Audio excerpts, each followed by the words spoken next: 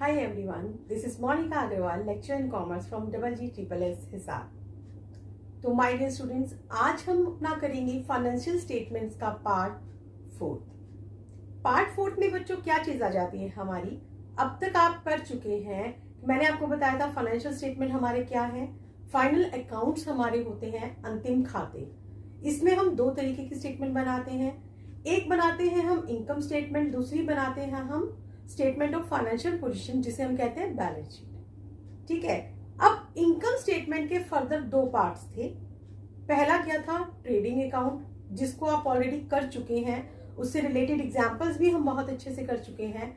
Second आता है हमारा उसी का part, that is profit and loss account, जिसे हम कहते हैं हिंदी में लाभ एवं हानि खाता। इसे शॉर्ट फॉर्म में बच्चों आप क्या बोलते हैं, P&L अकाउंट भी बोला जाता है इसको शॉर्ट फॉर्म में। इसका P ले लिया and L account, P&L account आ जाता है ये चीज। ठीक है, तो अब ये होता क्या है, देखिए ट्रेडिंग अकाउंट से जो हमारा निकलता है वो हम क्या पता लगाते हैं, अपना ग्रोस प्रॉफिट पता लगाते हैं ना, कि ग्रोस प्रॉफिट कितना हुआ है या फिर ग्रोस लॉस कितना हुआ है। लेकिन हमें एक्चुअल नेट प्रॉफिट का तो नहीं पता। क्या सारे के सारे जो बिजनेस में खर्चे होते हैं वो हम ट्रेडिंग अकाउंट में शो कर देते हैं? नहीं, सारे खर्चे भी हम ट्रेडिंग अकाउंट में शो नहीं करते। तो जब सारे खर्चे हम ट्रेडिंग अकाउंट में शो नहीं करते तो खाली हमारा ग्रोस प्रॉफिट या ग्रोस लॉस से हमें कैसे पता चलेगा? तो उन चीजों का पता लगाने के लिए एक जो बिजनेसमैन है वो क्या चाहता है, वो चाहता है कि वो अपना प्रॉफिट एंड लॉस अकाउंट बनाए, जिससे हमें नेट प्रॉफिट या नेट लॉस के बारे में पता चले। वो ये चीज चाहता है। तो इसी के रिलेटेड एक डेफिनेशन दी गई है। जो डेफिनेशन दी है वो दी है कार्टर ने।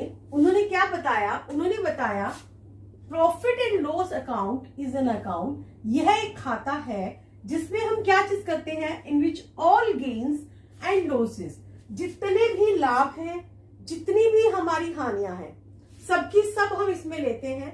ठीक है, इकट्ठा लिखते हैं। किस उसमें लिखते हैं कि हमें ये पता चल सके कि जो भी है हमारे प्रॉफिट लॉसेस की कंपैरेटिवली कितने ज्यादा है, मींस हमें कितना प्रॉफिट हुआ है, या फिर वाइस वर्सा, मींस जरूरी तो नहीं है ना कि आपको प्रॉफिट ही हो सकता है कि आपको लॉस भी हो।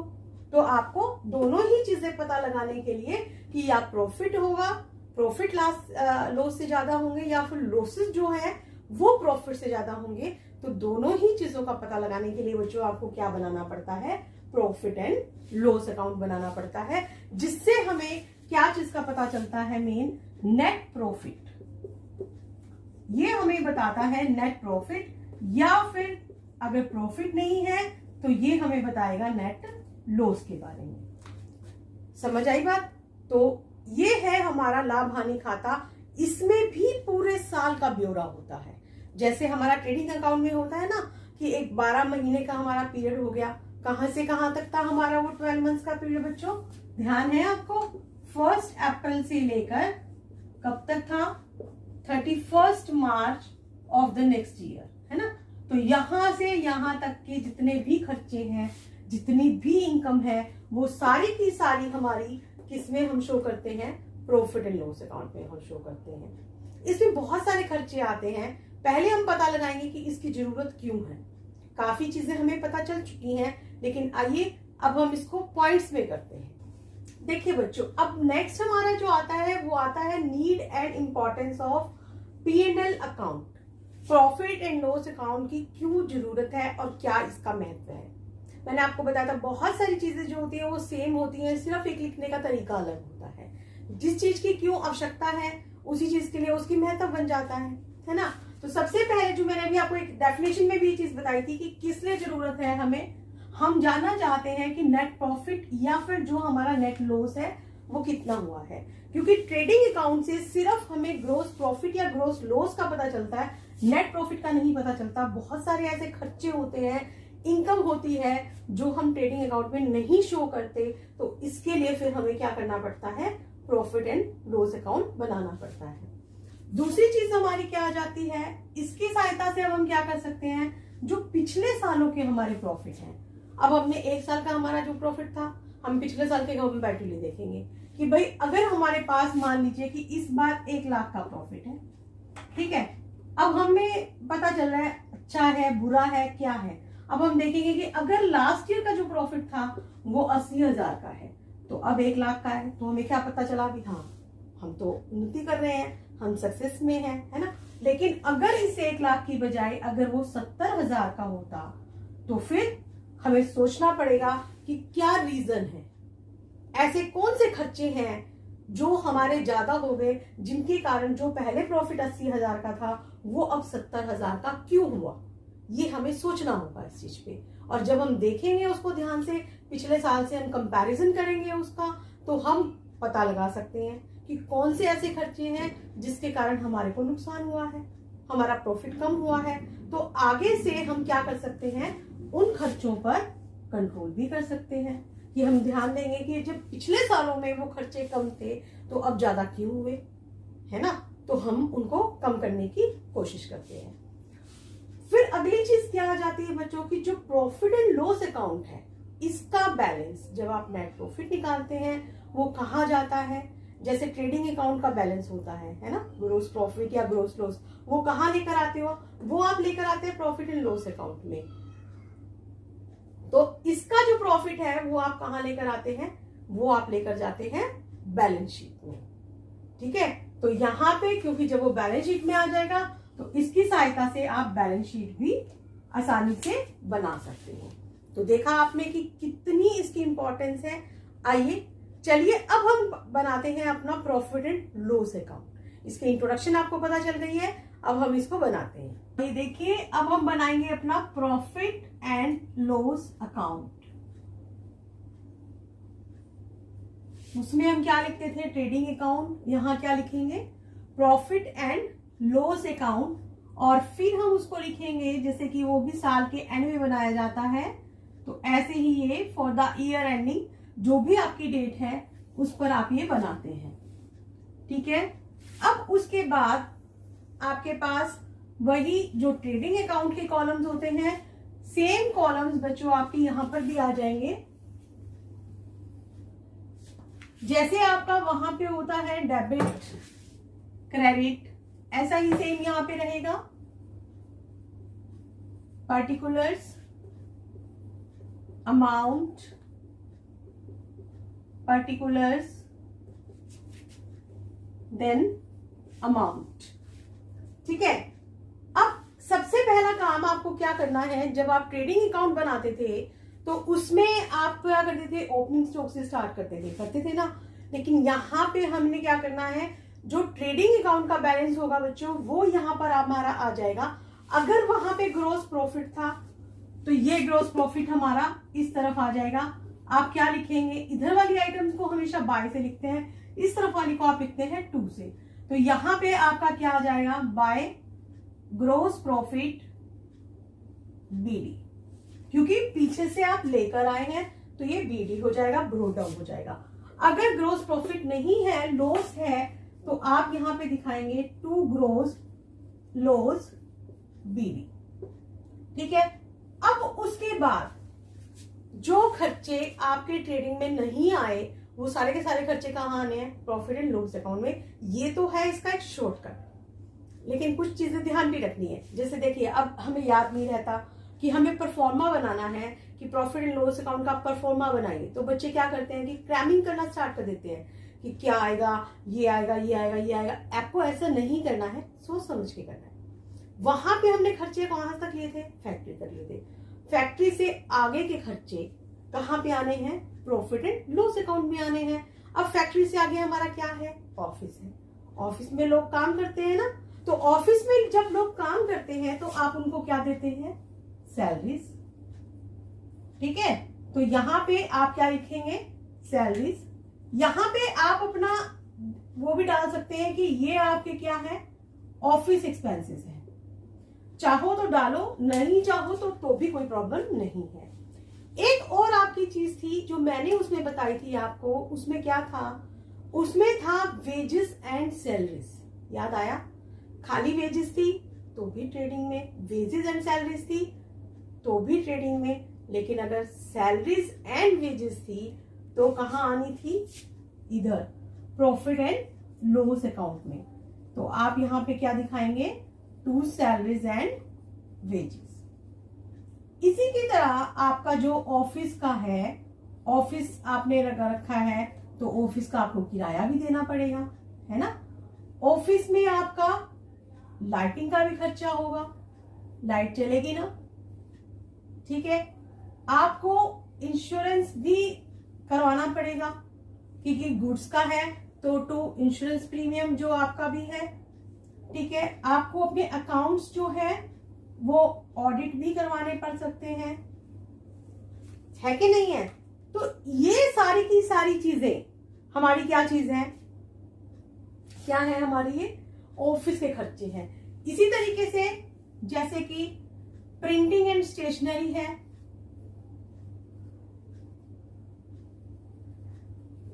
ये हमारा क्या है, ऑफिस का खर्चा है ना।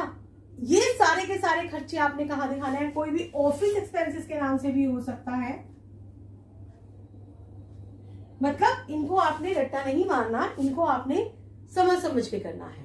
कोई भी आपने टैक्सेस दिए हैं तो आप हो सकता है कि टू रेंट एंड टैक्सेस के नाम से आप इनको दे दें, तो आपने रेंट एंड टैक्सेस भी देने हैं, समझ आई बात। तो ये सारी की सारी चीजें हैं। अगर आपने कोई कमीशन पे किया है तो आप यहाँ पे कमीशन भी देंगे।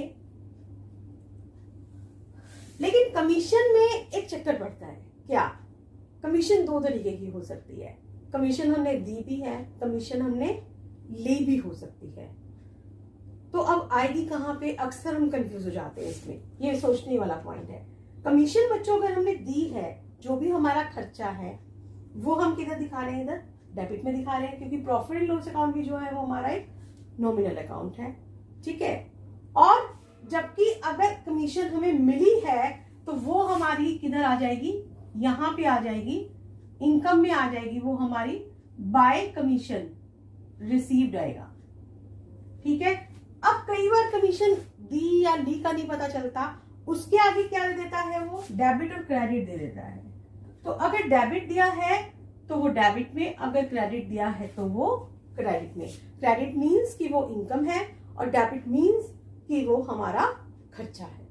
इसी तरह से कमीशन की तरह ही एक और भी होती है चीज बच्चों, एक होता है डिस्काउंट। जगह ना होने के कारण मैं यहां से ऊपर से रब करती जा रही हूं, आपने उसी फॉर्मेट में ये नीचे लेकर आनी है चीजें, ठीक है। तो ये हम उसी में नीचे से लेकर आ रहे हैं। तो यहां पे एक और चीज भी हमारी क्या आ जाती है, डिस्काउंट। डिस्काउंट की भी वही बात है, दिया है लिया है, तो यहां पे भी अगर दिया है तो वो हमारा खर्चा है, वो डेबिट से होगा, और अगर लिया है तो वो हमारा इनकम हो जाएगी, प्राप्त किया है तो वो हमारी कैसे होगी, क्रेडिट हो जाएगी। इसी तरह से हमारी और भी इनकम होती है, और इनकम हमारी कैसे हो सकती है कि जैसे हमने कोई इंटरेस्ट रिसीव्ड है हमारे पास, है ना, तो इंटरेस्ट रिसीव्ड ये भी क्रेडिट और डेबिट हो सकता है, ठीक है। और कोई हमें डिविडेंड मिल गया, डिविडेंड रिसीव्ड हुआ है, तो वो भी हमारी क्या चीज है, इनकम है। कोई हमने अपनी एसेट सेल की है, उस पे हमें प्रॉफिट हो गया है, तो हम यही दिखाते हैं by profit on fixed assets, ठीक है। तो ये सारी की सारी चीजें हमारी क्या चीज है, ये हमारी इनकम आ जाती है। तो ये तो थे हमारे ऑफिस एक्सपेंसेस। अब आते हैं हमारे जो होते हैं selling expenses. Selling and distribution में आप क्या कर सकते हैं, जैसे कि आपका पैकेजिंग का है ना, पैकेज करते हो आप, एडवर्टाइजिंग के खर्चे होते हैं, ठीक है। आपने लोगों को पैसा दिया, आपने माल दिया, लेकिन लोगों ने हमें पैसा वापस नहीं किया, तो वो हमारा क्या बन गया, बैड डेट्स बन गए। तो वो बैड डेट्स हमारे किधर आ जाएंगे, खर्चा हो गया। लेकिन कई बार क्या होता है कि वो बैड डेट्स रिकवर हो जाते हैं, तो उन्हें हम कहाँ पे शो करते हैं, फिर वो हमारी इनकम बन जाता है, फिर वो हम यहाँ दिखा देते हैं बाय बैड डेट्स रिकवर्ड, ठीक है। इसी तरह से डिस्काउंट हमारा हो गया है, कोई अगर आपने ब्रोकरेज दी है वो भी आपका हो गया, कोई आपने माल भेजा और उसमें अगर आपने खर्चा ले दिया, भाड़ा दिया है किसी से, तो टू कैरीज आउटवर्ड हो गया ये, या हम इसे कह सकते हैं टू कैरीज ऑन सेल भी हम इसको कह देते हैं। देखिए परचेज से रिलेटेड जितने भी हमारे खर्चे थे वो आपने कहाँ शो किए थे, ट्रेडिंग में शो किए थे, लेकिन सेल से रिलेटेड जो खर्चे होते हैं वो आप कहाँ शो करते हैं, वो आप शो करते हैं प्रॉफिट एंड लॉस अकाउंट में शो करते हैं। ठीक है, तो ये हमारे कौन से खर्चे थे, अब सेल से रिलेटेड। अब इसी तरह से हमारे कुछ मिसलेनियस एक्सपेंसेस भी हो सकते हैं, लाइक जैसे कि हमारे को हमने कोई इंटरेस्ट हमने इंटरेस्ट दिया है तो वो हमारा इधर आ जाएगा, है ना। इसी तरह से कोई हमारा हमने फिक्स एसेट बेची, उस पर आपको लॉस हो गया है, loss on sale of fixed asset. Profit होगा तो किधर आ गया, इस तरफ। लॉस हो जाएगा तो किधर आ जाएगा, इस तरफ आ जाएगा। तो इनमें रट्टा नहीं मारना, आपको समझ आ गया होगा कि जो खर्चे हमारे ट्रेडिंग में नहीं आए लेकिन बिजनेस में है, वो बाकी के खर्चे हमारे कहाँ पे आ जाते हैं, प्रॉफिट एंड लॉस अकाउंट में आ जाते हैं। हाँ, लेकिन यहाँ पे ये चीज जरूर आपको ध्यान रखनी पड़ेगी, कुछ होते हैं हमारे ऑपरेटिंग एक्सपेंसेस, कुछ होते हैं हमारे नॉन ऑपरेटिंग एक्सपेंसेस। ऑपरेटिंग जो बिजनेस चलाने के लिए जरूरी है, बिजनेस से रिलेटेड है, डायरेक्ट रिलेशन है उनका, लेकिन जो नॉन ऑपरेटिंग है वो बिजनेस से इनडायरेक्टली जुड़े हुए हैं, तो सही लेकिन इनडायरेक्टली जुड़े हुए हैं, तो वो हमारे कौन से आते हैं, नॉन ऑपरेटिंग। जैसे खर्चे हमारे ऑपरेटिंग और नॉन ऑपरेटिंग होते हैं, ऐसे ही इनकम भी हमारी ऑपरेटिंग होती है और नॉन ऑपरेटिंग इनकम हो जाती है। तो चलिए अभी उसके बारे में हम बाद में बात करेंगे। पहले आप देखिए कि ये सारा हमारा हो गया। अब आप देखेंगे कि इनकम अगर ज्यादा है, लॉस हमारे पास कम है, तो यहाँ पे अब हमारे पास क्या आ जाएगा, नेट प्रॉफिट। और इसको आप ट्रांसफर कहां कर देंगे, इसको आप ट्रांसफर कर देंगे बैलेंस शीट में। ठीक है, यहां पे ये आपकी बैलेंसिंग फिगर आ गई है और इसको फिर आप इस तरीके से बंद कर दोगे। बाई चांस अगर आपका ये नेट प्रॉफिट नहीं हुआ, आपके खर्चे ज्यादा है, इनकम कम है, तो यहां पर फिर बच्चों आपका क्या आ गया, नेट लॉस आ जाएगा। तो आप यहां लिखेंगे by net loss transferred to balance sheet, क्योंकि यहां पे जो चीज आएगी उसको आपने कहां पे ट्रांसफर करना है, बैलेंस शीट में ट्रांसफर करना है। क्लियर हो गया आपको यहां तक सारा का सारा? ठीक है, चलिए अब हम आगे बढ़ते हैं थोड़ा सा। ऑपरेटिंग खर्चे मैंने अभी बताया, ऑपरेटिंग और नॉन ऑपरेटिंग का, है ना। दो टर्म्स मैंने बोली हैं, ऑपरेटिंग एंड दूसरी कौन सी है, नॉन ऑपरेटिंग। ऑपरेटिंग जो बिजनेस से डायरेक्ट रिलेशन रखते हैं, लेकिन नॉन ऑपरेटिंग जो इनडायरेक्टली है। अब डायरेक्ट वाले कौन से हैं, सारे के सारे खर्चे हमारे डायरेक्ट ही हैं, लेकिन जैसे loss on sale of fixed asset है, ये हमारा क्या है, नॉन ऑपरेटिंग। बिजनेस नहीं है, कभी कभार हमने अपनी फिक्स्ड एसेट सेल कर दी, आपने किसी से पैसा उधार ले रखा है, उसको आपने इंटरेस्ट दिया है, वो भी आपका क्या है, नॉन ऑपरेटिंग, इनडायरेक्टली आपका है। इसी तरह से यहाँ पे नॉन ऑपरेटिंग इनकम आपकी कौन कौन सी आ जाती है, जैसे प्रॉफिट ऑन फिक्स्ड एसेट्स है, ये नॉन ऑपरेटिंग हो गया, इंटरेस्ट रिसीव हो गया, डिविडेंड रिसीव्ड हो गया, है ना। ये सारी की सारी चीजें आपकी क्या चीज आ जाती हैं, नॉन ऑपरेटिंग इनकम हमारी आ जाती है। तो बच्चों अब हम इससे रिलेटेड एक सम करते हैं। जब आप सम करेंगे ना तो आपको अच्छे से समझ में आ जाएगा। और उस सम में हम क्या करने वाले हैं, अभी हम ट्रेडिंग अकाउंट भी बनाएंगे और प्रॉफिट एंड लॉस अकाउंट भी बनाएंगे, ताकि आपको पता चले कि पेपर में आपको अटेम्प्ट किस तरीके से करना होता है। ठीक है, तो चलिए चलते हैं हम अपने सम की तरफ। देखिए बच्चों, सम आपके सामने है, क्या है, calculate gross profit, operating profit and net profit from the following. तीन चीजें आपको यहाँ पे निकालनी है। कौन कौन सी, gross profit, operating profit and net profit. Operating profit तो हमने सीखा ही नहीं, लेकिन इसी के बीच में हम सीखेंगे, वो नेट प्रॉफिट से पहले ही निकल आता है, तो don't worry. Okay, gross profit आप कैसे निकालते हैं, ट्रेडिंग अकाउंट से निकालते हैं। तो इसलिए कभी भी जब आप पढ़ते हैं, आपको लगता है कि कोई चीज ऐसी है कि पेपर में भी आप बहुत बार ऐसा लगता है कि अरे ये तो हमें करवाया नहीं गया, या ये हमें आता नहीं है, तो आपको ऐसा नहीं सोचना है। आपने सब कुछ किया होता है, थोड़ा सा चेंज हो जाता है, बस इतनी सी बात होती है। चलिए अब देखिए, आपके पास बहुत सारी आइटम्स दे रखी हैं। क्या क्या चीजें हैं, ओपनिंग स्टॉक है 2 लाख का, परचेजेस है 19 लाख की, सेल्स है 25 लाख की, परचेजेस रिटर्न है 70,000 की, सेल्स रिटर्न है 1 लाख की, वेजेस है 80,000 की, एडवर्टाइजिंग है 12,000 की, सैलरीज है 1,78,000, रेंट एंड टैक्सेस है 62,000 के, लाइटिंग है 15,000 की, कमीशन पेड 2400, कमीशन रिसीव्ड है 6,000 का, ट्रेवलिंग एक्सपेंसेस है 4800 के, ऑफिस एक्सपेंसेस है 3500 के, interest on long term loan है 22,000 के, डिविडेंड ऑन इन्वेस्टमेंट है 250 का, प्रिंटिंग एंड स्टेशनरी है 3600 की, loss on sale of machinery है 35,000 की, कैरेज आउटवर्ड्स है 1400 का, लॉस बाय थेफ्ट है, चोरी से जो था हो गया है नुकसान 25,100 का है, gain on sale of building है that is 50,000 and closing stock was valued at rupees 2,50,000, 2,50,000 का है। तो अब हमें निकालना क्या क्या है यहाँ पे, gross profit, operating profit and net profit. तो अब हमें बनाना क्या है बच्चों, यहाँ पे अब हमें परफॉर्मा बनाना है। सबसे पहले अपना हम एक ही साथ सारा क्वेश्चन स्टार्ट करेंगे यहाँ पे।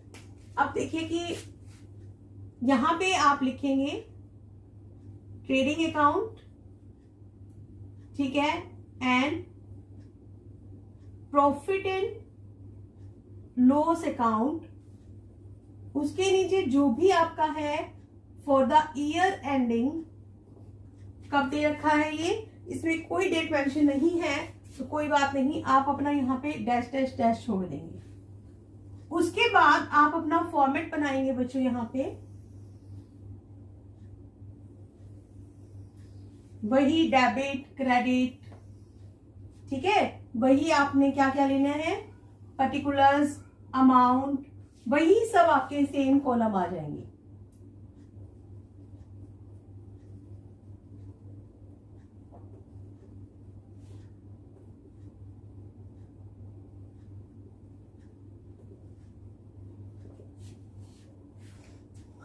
ठीक है, अब आपने स्टार्ट कहां से करना है, देखिए ट्रेडिंग बनेगा और प्रॉफिट एंड लॉस अकाउंट बनेगा। तो सबसे पहले ट्रेडिंग अकाउंट की आपने कौन सी लेनी है, टू ओपनिंग स्टॉक। अब ओपनिंग स्टॉक कितना दे रखा है आपको, दे रखा है यहाँ पे 2 लाख का, है ना। तो आप एक एक करके चीज लिखते चले जाएंगे। फिर नेक्स्ट है परचेजेस, तो टू परचेजेस। अब देखिए परचेजेस आपको कितने की बता रखी है यहाँ पे, 19 लाख की, लेकिन अगर कोई परचेज रिटर्न है वो भी हमें यहीं से माइनस करनी होती है ना। तो देखिए इसी में जो नीचे दे रखी है वो क्या दे रखी है आपको, परचेज रिटर्न दे रखी है। तो आप यहाँ पे क्या कर देंगे, less purchase return that is 70,000 की है, ठीक है। ये हो गया आपका 18,30,000 आ गए आपके पास। फिर आपके पास दे रखी है सेल। सेल आपकी कहां पर आती है, यहां पर आती है, लेकिन सेल से पहले भी आपके पास क्या होना चाहिए, अगर रिटर्न है तो उसे आप माइनस कर देंगे, है ना। तो देखिए क्या रिटर्न है, सेल्स रिटर्न भी दे रखी है, कितने की है, 1 लाख की है। तो ये माइनस आप कर दोगे तो यहाँ पे कितना बच गया, ये 24 लाख का बच गया, ठीक है। अब उसके बाद इसमें क्या चीज आ जाती है, क्लोजिंग स्टॉक। क्लोजिंग स्टॉक जो आपको नीचे दे रखा है, तो यहाँ पे आप आंख बंद करके लिख सकते हैं, वो कितने का है आपके पास, 2,50,000 का। कोशिश कीजिए कि जब आप लिखते हैं तो अपना यहाँ पे कॉमर्स यूज कीजिए। कॉमर्स में एक चीज के नीचे ही एक चीज लिखिए ताकि आपको टोटल में दिक्कत ना हो, ठीक है। ये चीजें हो गई। अब यहाँ पे और कौन सी आइटम बचती है ट्रेडिंग में, ट्रेडिंग में आइटम बचती है हमारी कोई भी डायरेक्ट एक्सपेंसेस, है ना। तो डायरेक्ट एक्सपेंसेस में अब हमारे पास अगला क्या चीज दे रखी है, दे रखी है हमें वेजेस।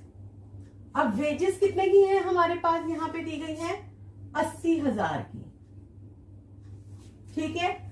अब चलिए, अब आगे हमारे पास आ जाता है एडवर्टाइजिंग।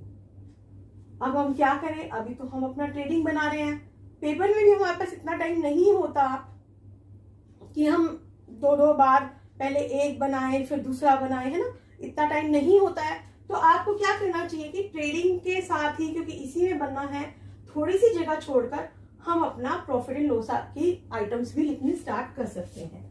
तो आप यहाँ पे करिए टू एडवर्टाइजिंग, अब एडवर्टाइजिंग देखिए कि कितने की बता रखी है यहाँ पे आपको, 12,000 की। उसके बाद आपको क्या चीज दी गई है, सैलरीज। सैलरीज भी आपकी यहीं पे आती हैं। कितनी दी हुई है सैलरीज? सैलरीज आपको दे रखी है 1,78,000 की, ठीक है। फिर रेंट एंड टैक्सेस, ये सारे के सारे कौन से खर्चे हैं हमारे, ये सारे हमारे ऑफिस एक्सपेंसेस है, तो इसको हम इसमें शो करते चले जाएंगे। इससे क्या है कि नंबर वाइज जब आप करते हैं तो कोई आइटम आपकी छूटती भी नहीं है। Tool lighting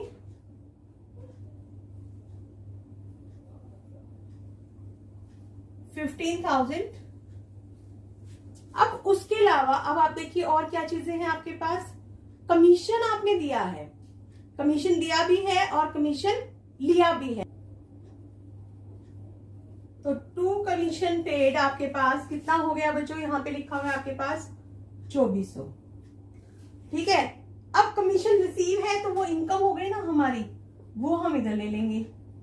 bye commission receive कितने का दिया हुआ है, देखिए यहाँ पे दिया गया है आपको 6,000 का, ठीक है। अब अगली आइटम देखिए क्या है, ट्रैवलिंग एक्सपेंसेस, वो भी हमारे बिजनेस के ही डायरेक्ट खर्चे हैं, तो उन्हें भी आपको यही दिखाना पड़ेगा। कितने के हैं ट्रैवलिंग एक्सपेंसेस, देखिए जरा 4,800 की। फिर आपके पास क्या चीज आ जाती है, ऑफिस एक्सपेंसेस। ऑफिस एक्सपेंसेस आपके पास कितने के हैं, 3,500 के हैं आपके पास, ठीक है। अब आते हैं इंटरेस्ट और लॉन्ग टर्म लोन्स। मैंने आपको बताया था जो किसी से आप पैसा उधार लेते हैं उस पर कोई आपको इंटरेस्ट देना पड़ता है, ये हमारा डायरेक्ट नहीं है, नॉन ऑपरेटिंग है, इसको हम बाद में लेंगे। डिविडेंड ऑन इन्वेस्टमेंट है, वो भी हमारा बाद का है। प्रिंटिंग एंड स्टेशनरी है, ये खर्चा है हमारा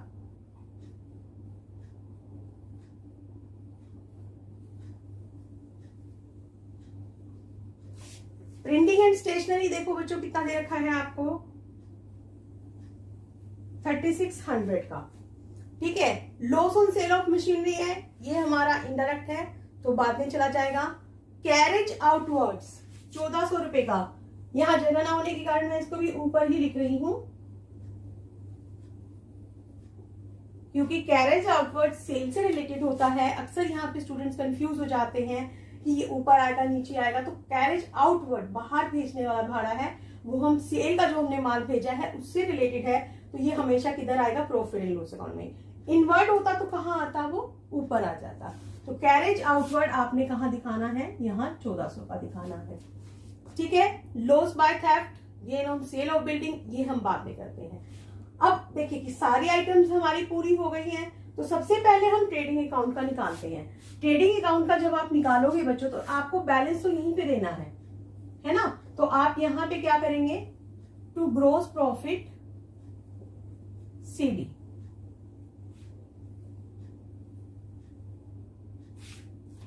यहां एक लाइन का मतलब होता है कि आपने इसका टोटल कर दिया है, डबल लाइन का मतलब कि वो चीज आपकी आगे नहीं गई है। ये ध्यान देना है कि जिधर जितनी जगह में ये लाइन है उतनी ही बराबर में ये लाइन होनी चाहिए, आगे पीछे नहीं होनी चाहिए। ये छोटी छोटी सी चीजें होती हैं जो बच्चे बहुत नहीं करते और गलत हो जाता है। 26,50,000 यहाँ का टोटल आ गया है, इधर का भी आ गया 26,50,000, लेकिन अभी इसमें कमी है, तो हम देखेंगे कि ग्रोस प्रॉफिट हमारा कितना निकलता है, 8 3 11 और 4 15 1 है ना, 2 1 3 8 3 11 और 5 16 1 और 1 2, मींस ग्रोस प्रॉफिट आपका कितना निकल के आया बच्चों, यहाँ पे ये चीज हमारी आ गई 5,40,000। ये हमारा पहली चीज आ गई है ग्रोस प्रॉफिट, जो कि क्वेश्चन में हमें कही गई थी।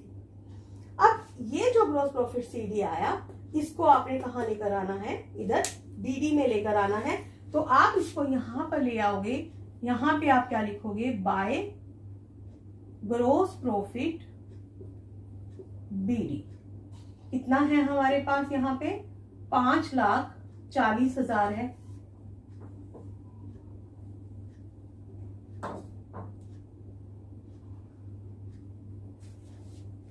ठीक है। तो ये चीज हो गई हमारी। अब आपको समझ में आ गया कि इस तरीके से निकल गया। अब हमने क्या निकालना है, ऑपरेटिंग प्रॉफिट वगैरह निकालते हैं अब हम। ठीक है, ऑपरेटिंग प्रॉफिट निकालने के लिए बच्चों अब हम क्या करेंगे, यहाँ पे अब हम लाइन लगा के एक बार रफ में हम कर सकते हैं, या आप एक किस्म से रफ वर्क कर रहे हैं यहाँ पे। तो यहाँ पे हमारा आ गया 5,46,000।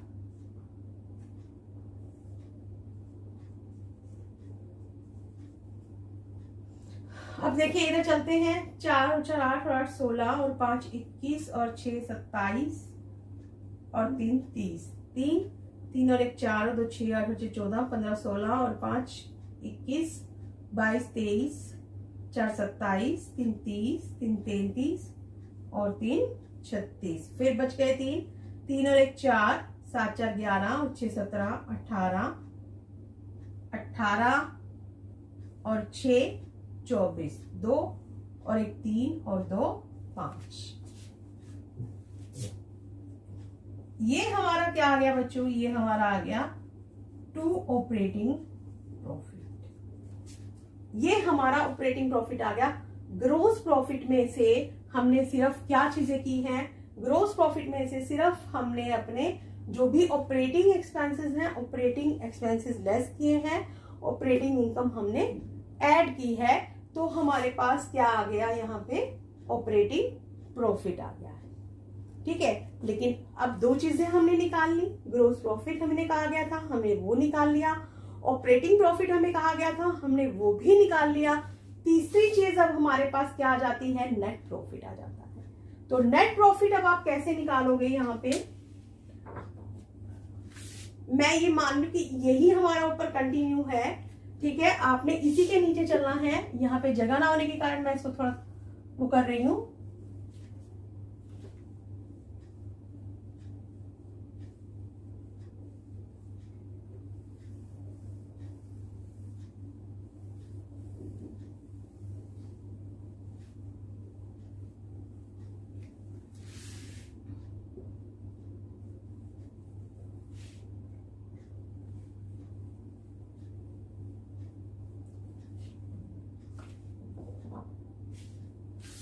ठीक है, ये हमने ऊपर की तरफ ले लिया हमारा सारा सामान। ये हमारा आ गया 5,46,000 इधर आ गया, और इधर हमारा है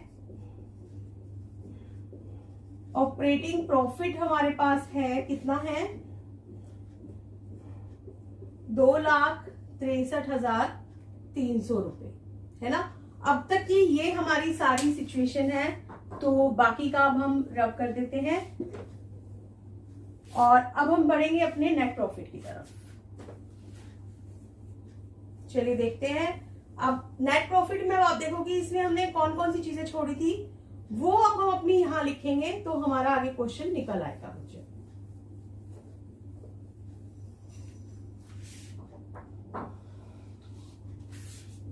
देखिए, ऊपर से हम फिर से स्टार्ट कर सकते हैं। ओपनिंग स्टॉक हम ले चुके हैं, परचेजेस ले चुके हैं, sales, purchase return, sales return, wages, advertising, salaries, rent and taxes, lighting, each and everything we can take.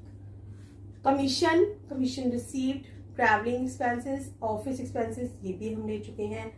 क्या नहीं लिया हमने, interest on long term loans नहीं लिए हैं। तो अब हम यहाँ पे अपना क्या दिखाएंगे, to interest on long term loans. ठीक है, कितने के हैं अब हमारे पास, ये दे रखे हैं हमें 22,000 के। चलिए, डिविडेंड ऑन इन्वेस्टमेंट, ये भी हमने नहीं लिया है, तो यहां पे हमारी इनकम आ गई है ये बाय डिविडेंड ऑन इन्वेस्टमेंट, कितने की है, 2800 की है। फिर प्रिंटिंग एंड स्टेशनरी आप ले चुके हैं, लेकिन loss on sale of machinery नहीं लिया, क्योंकि ये नॉन ऑपरेटिंग था, है ना। तो इसको अब आप यहां दिखा दोगे।